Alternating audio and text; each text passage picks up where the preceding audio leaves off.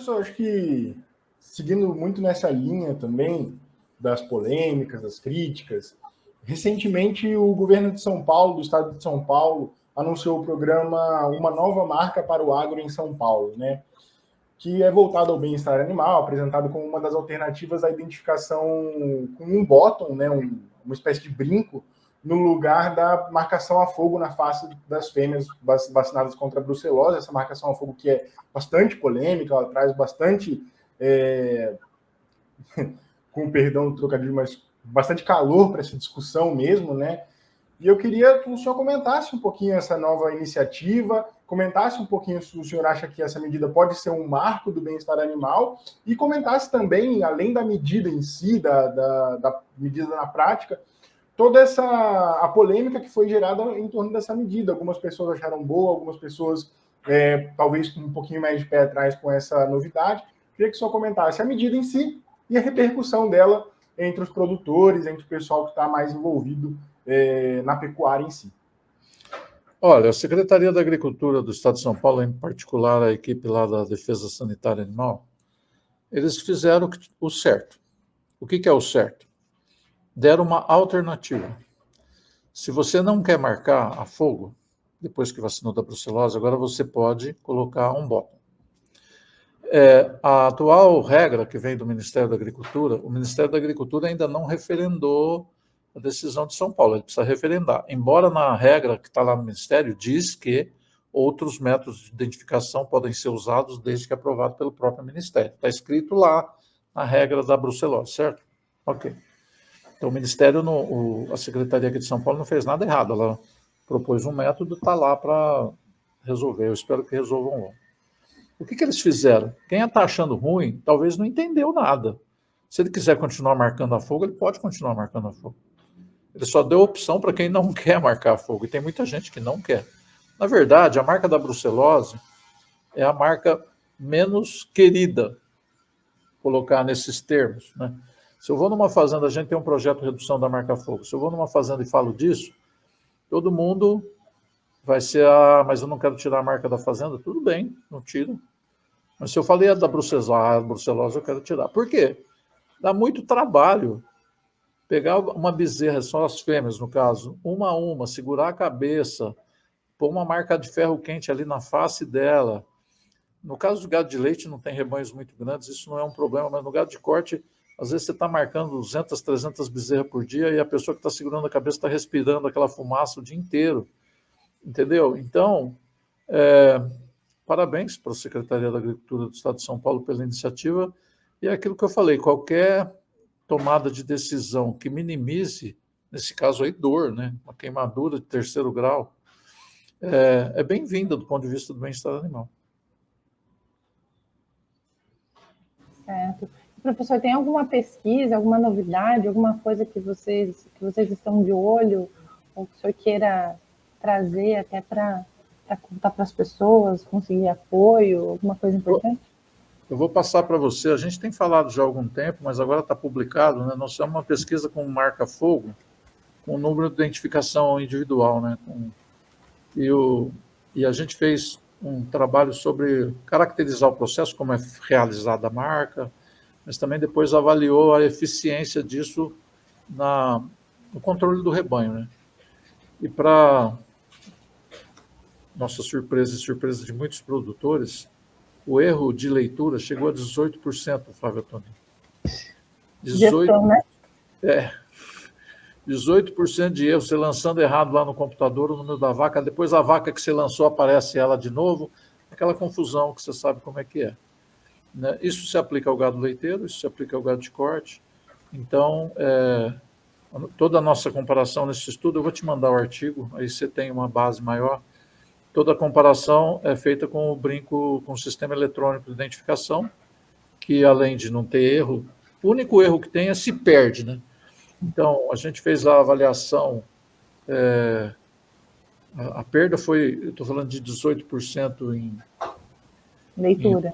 Na leitura e do brinco eletrônico de 1%. Certo. Ele tem que colocar direito também, ter todo esse manejo que acho que é determinante ali, né? Que vocês também têm a orientação de como colocar com as cartilhas, né, professor? As cartilhas disponíveis no site do Grupo Ético, uma fonte de informação prática que qualquer pessoa pode acessar, né? Exatamente. E aí, se tem tatuagem, também você bota o brinco de novo, porque a identidade do animal está lá registrada. Certo. E eu falei do Grupo Ético, né, que é o grupo de estudos de etologia e ecologia, da Unesp de Jabuticabal, que o senhor trabalha com ele há 31 anos, vai para 32 agora, em 2024, e a gente vê muitos filhos do ético, né, muitos produtores também envolvidos com o ético. O senhor consegue entender a dimensão desse legado que está sendo construído? Como é que o senhor avalia isso? Então, eu acho que eu tenho uma ideia, mas não sei se eu consigo entender completamente. Do evento que a gente organizou aqui em dezembro, você estava aqui, me surpreendeu. Né? Me surpreendeu a dimensão disso, o número de pessoas. Porque 31 anos trabalhando, você tem ex-alunos, estagiários, etc., que vão embora e você não mantém tanto contato. Né? E, de repente, não veio todo mundo, porque são mais de 90, mas a hora que eu vi a turma toda ali foi algo impactante. E saber o que eles estão fazendo. Isso que foi o mais legal. Né? Ou seja, teve uma semente plantada desse conceito e eles deram continuidade a isso. Então, é muito legal, e principalmente os produtores. Né? Me emocionou muito a manifestação do Mauro Lúcio Costa, né? Quando ele falou lá da produção com base nos princípios. Né? Isso é muito forte, entendeu? É muito forte. E é bacana que isso também frutifica nas fazendas e também torna o Brasil uma referência, né, professora? A gente tem um papel importante no mundo com relação ao tema bem-estar animal, não tem? Olha, hoje, depois desse evento e de tudo que aconteceu, eu tenho a impressão que é maior do que a gente pode imaginar. Mas não é tão bem divulgado. Né? Porque a gente publica os artigos científicos, mas a gente não tem uma publicação, pelo menos no idioma que é lido pela maioria das pessoas no mundo, inglês. A gente não tem uma publicação, relatos do que está acontecendo na prática aí, né? Uma oportunidade. Tanto é que a ideia a gente está produzindo o livro do simpósio, está saindo agora, vai em português, mas eu estou conversando aqui de publicar também em espanhol e inglês para mostrar. E o pessoal falou assim, mas os artigos científicos tem material científico ali de revisão. Eu falei, não é nisso que eu estou pensando, eu estou pensando mais nas experiências que estão sendo relatadas. É mostrar que aqui tem gente fazendo as coisas muito bem. Legal.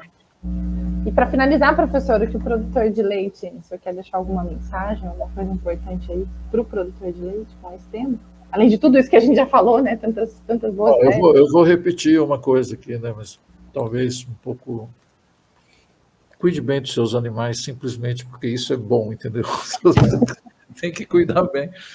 Aliás, ele é a sua fonte de renda. Né? Ele é a razão de oferecer trabalho para muita gente no Brasil inteiro. Tá? É uma cadeia produtiva que merece e precisa ser respeitada. A partir do momento que a gente descuida no trato dos animais, a gente perde um pouco esse respeito e vira alvo dessas críticas. Então, tudo de bom que está sendo feito fica em segundo plano, dá um destaque só para o negativo. Então, a gente precisa de um movimento nacional. Esse movimento nacional, Flávia, Toninho e Diego, a gente está com um projeto hoje, junto com a Danone e com produtores, fornecedores da Danone e outras empresas, focado no bezerro macho. Né? O bezerro macho não pode ser um problema só do produtor. Ele tem que ser um problema da cadeia. Entendeu? É isso que nós estamos tentando estruturar, uma estratégia que a cadeia toda... Quem é a cadeia toda? Os laticínios, o produtor, é claro, mas toda a cadeia de fornecimento, né? Cadeia de fornecimento de produtos da nutrição, da saúde, de equipamentos, todo mundo se comprometer com isso, porque quando esse tema é tratado de forma, muitas vezes até agressiva, como uma crítica pesada, não é só o produtor que sofre as consequências, a cadeia toda sofre a consequência. Né? Então, hoje tem... Hoje tem tecnologia, por exemplo, para diminuir o número de machos com sêmen sexado, que é uma das estratégias que esse projeto leva em conta. Mas não nasce 100% fêmea, então vai ter aí 10%, 9% de macho. O que nós vamos fazer com ele? Né? Então nós precisamos definir uma estratégia de cuidar bem desse macho, assumindo a responsabilidade, né?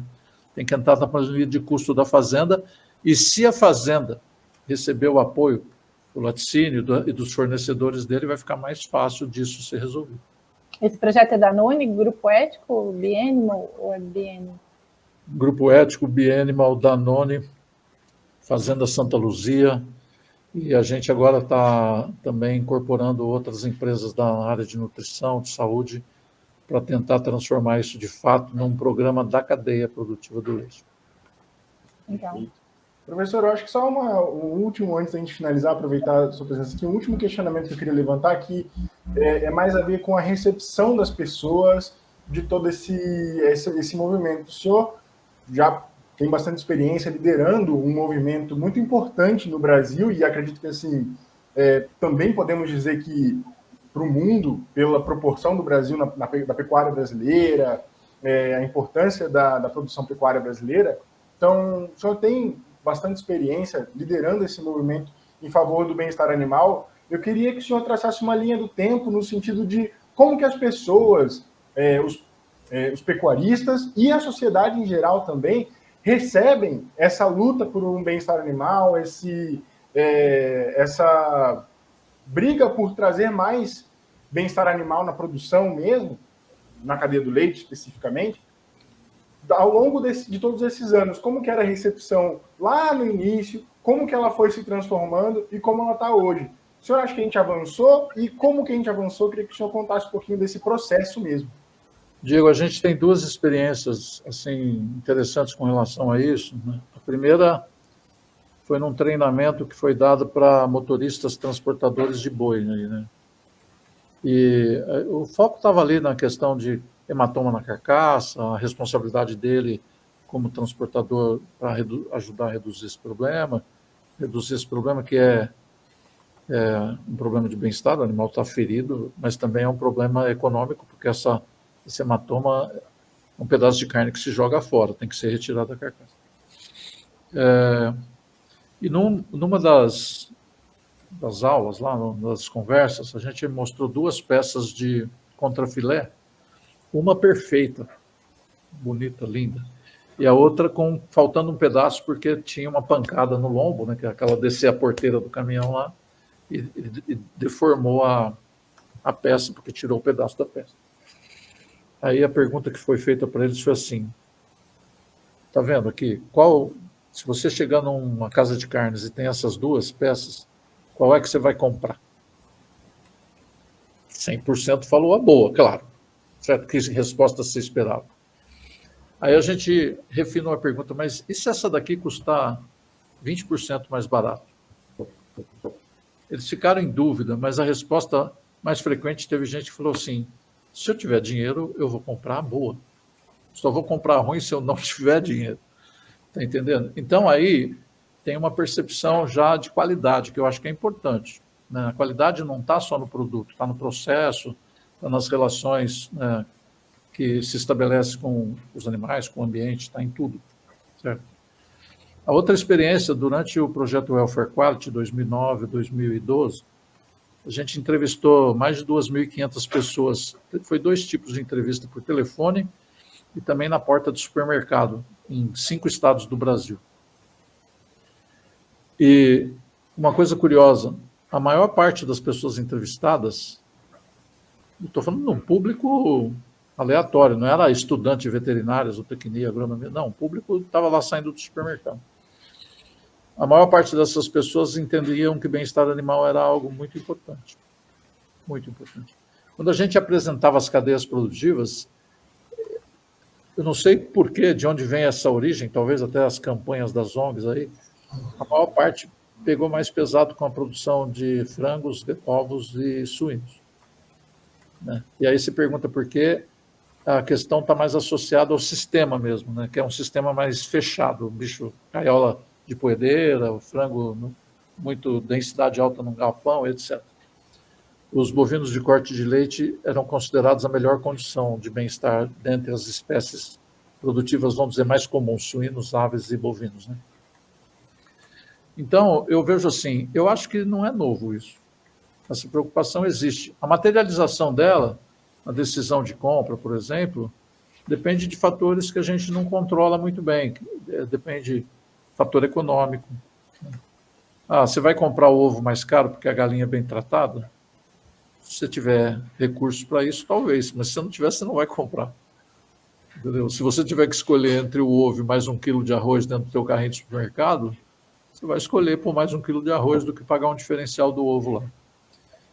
Então, eu acho que tem uma sensibilidade. Ninguém gosta de ver animal sofrendo. Ninguém gosta. Tá? E quando as ONGs, principalmente essas ONGs mais radicais, lançam esse material na mídia, e vídeos principalmente, assusta. Né? Há uns anos atrás, o Instituto Nina Rosa lançou um vídeo, né, chamado A Carne é Fraca, e o professor Celso Fonseleme, do Rio de Janeiro, fez um estudo com isso. Ele pegava uma dissertação de mestrado, pegava pessoas, assistia o vídeo, primeiro fazia uma série de perguntas, fazia o perfil de como a pessoa via a produção animal, depois assistia o vídeo e perguntava o que mudou. Muda tudo. Tudo. Entendeu? Então, nós temos que estar bem preparados, porque essas ONGs, com ou sem razão, em alguns casos eles não têm razão, em outros casos eles têm razão, eles são muito preparados, né? Tem recurso, tem inteligência, contrata boas agências de comunicação e consegue fazer o trabalho deles. Não adianta eu querer criticar, porque não resolve nada. Eu tenho que fazer o meu lado bem feito.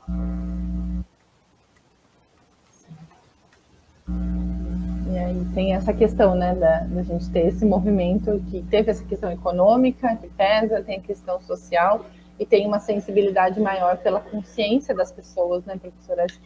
Acho que a informação, quando a gente abriu as câmeras, mostrou as fazendas, coisas certas e erradas, as pessoas também se distanciando do rural, né, morando mais em centros urbanos, isso tudo interfere. Então é importante mesmo a gente fazer bem feito e aí mostrar isso, trazendo consciência para as pessoas, sem a briga aqui. Brigar não resolve nada, certo? E uma coisa que é importante até eu estar quintando essa entrevista para vocês, né? O negativo comunica mais do que o positivo. Então, por quê? A natureza humana, né? Ele quer saber. Uma questão mais difícil. Não, por quê? Por que comunica mais que o negativo? Porque tem muita gente apoiando, tem dinheiro para isso, né? Eles estão focados nisso. Enquanto o produtor está lá na fazenda, ele tem que produzir, ele não está focado em comunicar, entendeu? Não é um negócio dele. Então... Mas ele tem que sempre melhorar, isso ele tem que estar focado, né? Aí sim, porque lembra, né? Qualquer coisa errada que eu fizer pode se virar um objeto. Teve um caso aí de marca-fogo com muito manejo muito agressivo, que aquele Repórter Brasil produziu um documentário que era Socos e Pauladas, uma coisa assim, e uma fazenda lá de Nova Chavantina, né, que foi filmada e tal. E um dia a técnica que assistia a ele, mas o tecnista me ligou: professor, estou com um problema, a fazenda que apareceu no documentário.